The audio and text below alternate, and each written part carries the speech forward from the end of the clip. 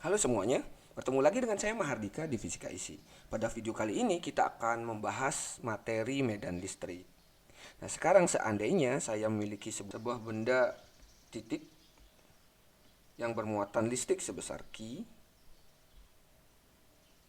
titik muatannya adalah Q besar. Nah daerah di sekitar muatan ini di mana gaya listrik masih bisa dirasakan oleh suatu muatan uji dinamakan medan listrik. Nah, misalnya maksudnya kayak gini. Seandainya saya memasukkan sebuah muatan uji di sini, muatan uji Q di sini, dan muatan Q yang ini merasakan gaya yang diakibatkan akibat interaksi dengan muatan Q besar, maka muatan uji Q ini dikatakan memasuki medan listrik yang dihasilkan oleh muatan Q besar.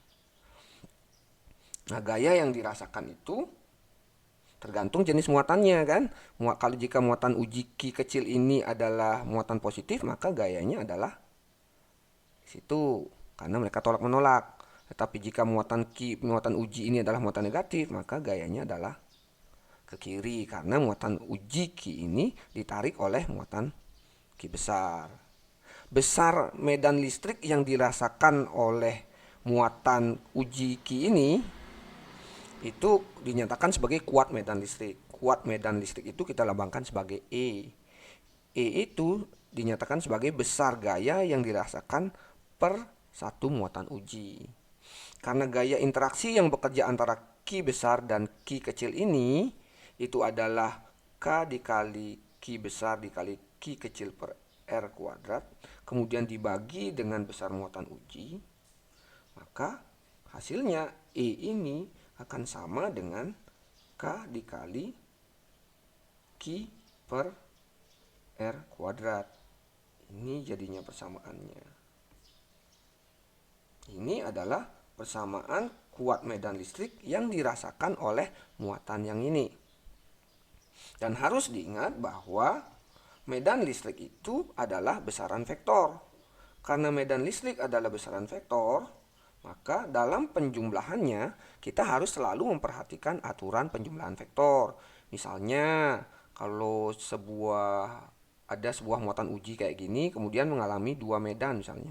Medannya ke kanan satu kita sebut E1, medan kedua arahnya ke kiri itu misalnya. Maka kuat medan resultannya sama dengan E1 kurang E2 atau E2 kurang E1 boleh aja tergantung yang mana lebih besar.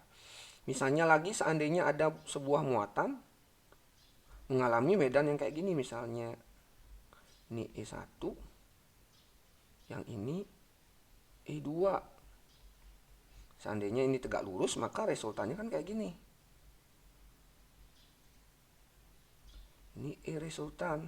Maka besar E resultannya sama dengan akar dari E1 kuadrat ditambah E2 kuadrat. Itu kalau dia siku-siku. Kalau nggak siku-siku gimana? Maka yang kita gunakan adalah E resultannya sama dengan akar dari E1 kuadrat ditambah E2 kuadrat ditambah 2E1 kali E2 cos theta. Jadi ada beberapa rumus yang bisa kita gunakan untuk ini.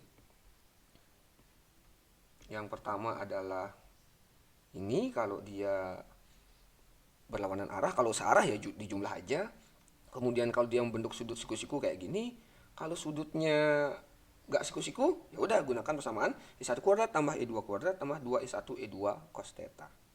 Demikian video kali ini. Terima kasih sudah bersama saya. Salam fisika isi.